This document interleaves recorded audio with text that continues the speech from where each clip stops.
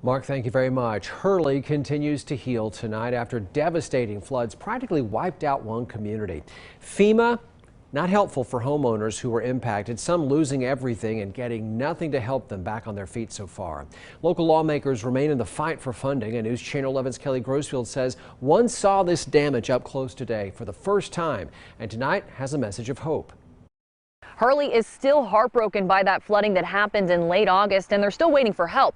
Help Senator Tim Kaine says he wants to bring. Right now there's sort of competing efforts to get both federal assistance and state assistance, but sometimes the federal assistance you subtract from it if you've gotten other assistance, and so that leaves families in a situation like, well, do I accept this or do I wait for this?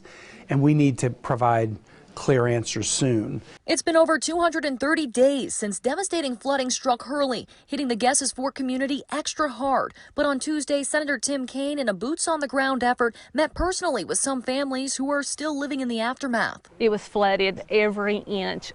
Everything has been, the walls have been cut out, the floors have been redone, everything. It's a complete new remodeling job on the inside. Connie Dotson met firsthand with the senator, even welcoming him into her home. It's going to give the community a little hope. She wasn't the only one. Kaine spoke with a few families on their rebuilding journey, even sharing what they remember from the day the floodwaters rushed through.